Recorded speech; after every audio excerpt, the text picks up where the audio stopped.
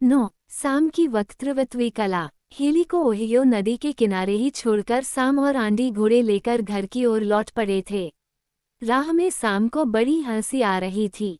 उसने आंडी से कहा, आंडी, तू अभी कल का लड़का है। आज मैं न होता तो तुझमें इतनी अक्ल कहाँ थी। देख, 2 रास्तों की बात बनाकर मैंने हेली को 2 घंटे तक कैसे हैरान किया। ये चाल चलकर 2 घंटे की देर न की जाती तो इलाइजा अवश्य पकड़ी जाती। इस प्रकार बातें करते हुए रात को 10-11 बजे वे शेल्वी के घर पहुंच गए। घोड़े की टापों की आहट कान में पड़ते ही श्रीमती शेल्वी तेजी से घर के बाहर आईं और उत्कंठा से बार बार पूछने लगी, हेली और इलाइजा कहाँ हैं? साम ने मुस्कराते हुए कहा, हेली साहब मुंह लटकाए सराय में चित पड़े हैं। और इलाइजा का क्या हुआ? वो कहाँ गई? ईश्वर की कृपा से इलाइजा ओहियो नदी पार करके कैनन प्रदेश में पहुंच गई है। कैनन प्रदेश में पहुंच गई मतलब? शेल्वी साहब की मेम ने समझा कि शायद इलाइजा की मृत्यु हो गई। मेम साहब, ईश्वर अपने भक्तों की रक्षा आप करता है। इलाइजा ओहियो नदी को मानो साक्षात विमान पर चढ़कर पार कर गई। मैंने अपनी जिंदगी में ऐसी अद्भुत घटना कभी नहीं देखी। श्रीमती शेल्वी से इस प्रकार बातें करते करते साम के हृदय में धर्म भाव लहराने लगा। वह इलाइजा के भागने के वृतांत को धर्मशास्त्र के भांति भांति के रूपकों से सजाकर कहने लगा। इतने में शेल्वी साहब ने स्वयं बाहर आकर साम से कहा, घर के अंदर जाकर मेम साहब से बातें कहो। फिर मेम साहब से बोले, तुम इतनी घबराकर इस सर्दी में बाहर क्यों चली आई हो? सर्दी लग जाएगी। अंदर जाकर सब बातें क्यों नहीं सुन लेती? तुम तो इलाइजा के लिए बहुत ही घबरा रही हो। मेम ने कहा, आथा, मैं स्त्री हूँ, मेरा भी बच्चा है। संतान का स्नेह माता के सिवा दूसरा नहीं जान सकता। इलाइजा की कैसी दुर्दशा हुई और हम लोगों ने उसके साथ कैसा व्यवहार किया, इसे संतान वत्सल माता और पतिव्रता स्त्री के अलावा और कोई नहीं समझेगा। सच पूछो तो इलाइजा के साथ ऐसी निर्दयता का व्यवहार करके मैं और तुम दोनों ईश्वर के सामने पाप के भागी हैं। पाप? इसमें पाप की क्या बात है? हारे दर्जे उसे बेचना पड़ा, इसमें भी पाप है। शेल्वी बोले, आथा, मैं तुमसे बहस नहीं करना चाहती। मैं अपने मन में भली भांति समझती हूँ कि हम लोगों ने इलाइजा पर घोर अत्याचार किया है। इस पर शेल्वी ने मेम से और कुछ नहीं कहा, केवल साम से बोले, अंदर आकर मेम साहब को इलाइजा के भागने का हाल विस्तार से सुना दो। साम कहने लगा, मैंने अपनी आंखों से देखा है। इलाइजा बिना नाव बेड़े के ओहियो नदी को पार कर गई। बर्फ के टुकड़े बह रहे थे, उन्हीं पर होकर गई। एक टुकड़ा डूबने को होता तो वह झट दूसरे पर कूद जाती। इस तरह बर्फ पर कूदती फांदती उस पार निकल गई। उधर एक आदमी ने हाथ पकड़कर उसे किनारे पर कर लिया। इसके बाद अंधेरा ज्यादा हो जाने के कारण और कुछ दिखाई नहीं दिया। शेल्वी ने विस्मित होकर कहा, ये बड़े आश्चर्य की बात है। वह बहती हुई बर्फ पर से कूदती हुई चली गई। मुझे तो विश्वास नहीं होता कि आदमी सहज में यूं जा सकता है। साम बोला, हुजूर, सहज में कैसे जाया जा सकता है? ईश्वर की विशेष कृपा के बिना कोई भी इस तरह से नहीं जा सकता। सुनिए, संक्षेप में सारा हाल सुनाता हूँ, आप सुनकर चकित रह जाएंगे। साक्षात ईश्वर के सहारे के बिना यह नहीं हो सकता है। मैं, आंडी और हेली साहब शाम के कुछ पहले ही ओहियो नदी के इस पार पहुँचे। मैं सबके आगे आगे था, वे दोनों कुछ पीछे थे। मैंने ही सबसे पहले इलाइजा को देखा। वह पास की सराय के जंगले के सहारे खड़ी थी। मैंने झूठ मूठ सिर की टोपी फेंक दी और हवा में उड़ी उड़ी करके चिल्लाने लगा। जिंदे की तो बात क्या, मेरी इस चिल्लाहट से मुर्दा भी जाग सकता था। बस इलाइजा हम लोगों की ओर देखते ही पिछवाड़े के दरवाजे से भाग चली। हेली साहब की नज़र पड़ गई। वो उसके पीछे ऐसे लपके जैसे भेड़ के पीछे बाघ दौड़ता है। इलाइजा ने जब देखा कि अब तो वह पकड़ी जाएगी, कोई उपाय नहीं रहा, तो नदी में कूद पड़ी और बहती बर्फ पर से कूदती हुई उस पार निकल गई।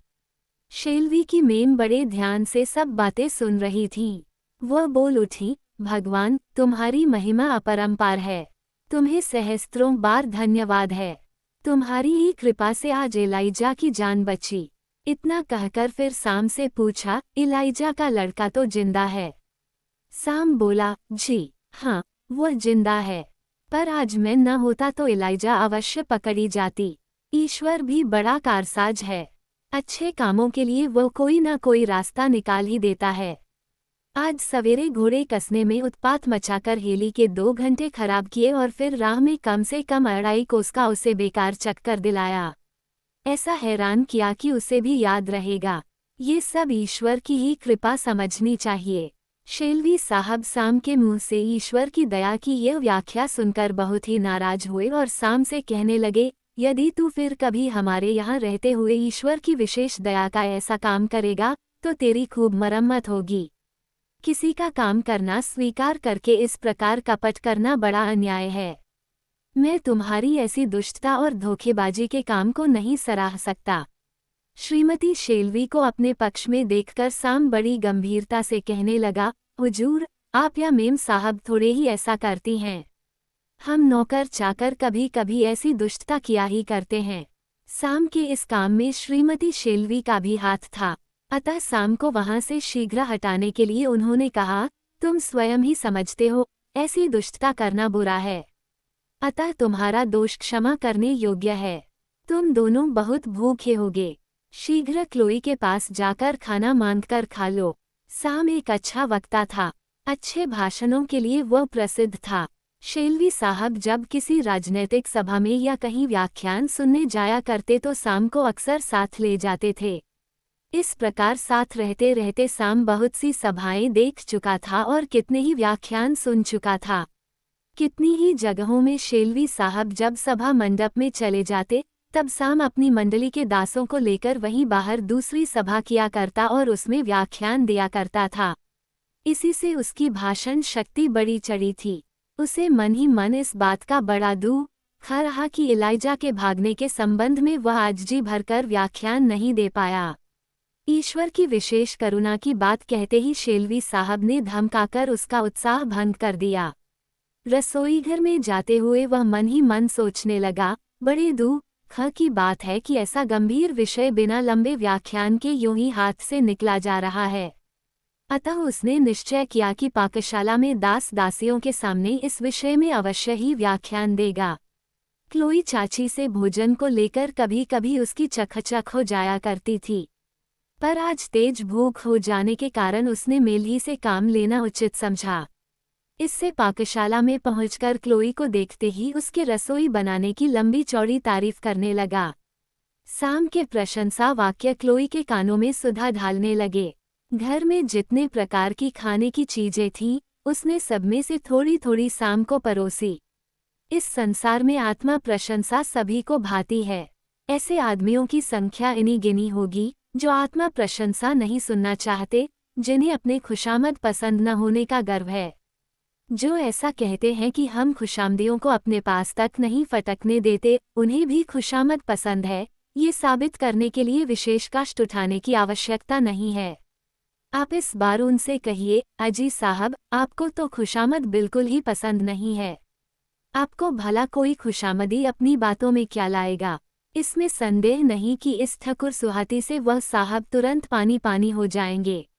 वास्तव में अपनी प्रशंसा किसी को बुरी नहीं लगती, लेकिन बात यह है कि जितने आदमी हैं उतनी ही तरह की खुशामदें भी हैं। किसी को किसी ढंग की खुशामद पसंद है, किसी को किसी ढंग की। साम जब रसोईघर में बैठकर पेट पूजा करने लगा तब सब दास दासी वहां इकट्ठे होकर बड़े चाव से इलाइजा और उसके पुत्र के विषय में पूछताछ करने लगे। दास दासियों से घर भरा हुआ देखकर साम के आनंद की सीमा न रही। इससे उसको एक लंबा व्याख्यान झाड़ने का दुर्लभ अवसर मिल गया। उसकी अपूर्व वक्तृत्व शक्ति इस प्रकार प्रवाहित होने लगी, प्यारे स्वदेश बंधुओं, देखो, तुम लोगों की रक्षा के लिए मैं किसी भी कठिन से कठिन कार्य में अग्रसर हो सकता हूँ। हम लोगों में से किसी एक पर भी यदि कोई अत्याचार करे तो समझना चाहिए, अनुभव करना चाहिए कि उसने हम सब पर अत्याचार किया है। तुम लोग समझ सकते हो कि इसके अंदर एक प्रकार की गूढ़ नीति है। इसलिए प्राण देकर तुम लोगों की रक्षा करना हमारा कर्तव्य है। साम के इतना कहते कहते आंडी ने टोककर कहा, सवेरे तो तुम इलाइजा को पकड़वा देने को कहते थे। आंधी की बात सुनकर सामने और अधिक गंभीर बनकर कहा, आंधी, इन गहरी बातों को समझने की अक्ल तुझमें नहीं है। तेरे जैसे भोले भाले बालक के हृदय में केवल सद्भाव और सदिच्छा ही हो सकती है। तू इतने जटिल विषयों के नैतिक तत्व समझने के लायक नहीं है। नैतिक तत्व शब्द सुनकर आंधी चुप हो रहा, पर साम की जीभ फिर डाकगाड़ी की तरह खटाखट चलने लगी। मैं सदा सोच समझकर यानी विवेक से काम लेता हूँ। विवेक ही मेरी बागडोर है।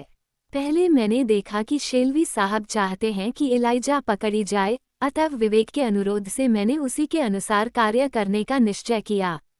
फिर जब ये सुना कि मेम साहब ऐसा नहीं चाहती, तब मेरा विवेक दूसरे रास्ते पर चलने लगा। मेम साहब के पक्ष में विवेक के रहने से अधिक लाभ की आशा रहती है। इसलिए अब तुम लोग अनायास समझ सकते हो कि मैं नीति के रास्ते, विवेक के रास्ते और लाभ के रास्ते ही अधिक जाता हूँ। कहो आंधी, अब समझे असल बात। साम के श्रोतागण हुंकारी भरते हुए उसकी बातें सुन रहे थे।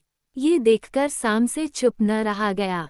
वो एक मुर्गी की टांग मुंह में डालकर फिर कहने लगा, विवेक, नीति, अध्यवसाय यह इतना सहज विषय नहीं है। देखो, किसी काम को करने के लिए मैंने पहले एक रास्ता पकड़ा और फिर उसी कार्य को करने के लिए दूसरे रास्ते का सहारा लेता हूँ। ऐसा करने में क्या कम मेहनत और नीति खर्च करनी पड़ती है। साम के लंबे भाषण से क्लोई कुछ घबरा सी गई, अतः लाल झंडी दिखाने के लिए बोली, अब तुम जाकर सो जाओ और दूसरों को भी सोने की छुट्टी दो। क्लोई की बात सुनकर मेलगाड़ी रुक गई। साम ने वहीं अपना व्याख्यान समाप्त कर दिया और सबको आशीर्वाद देकर विदा किया।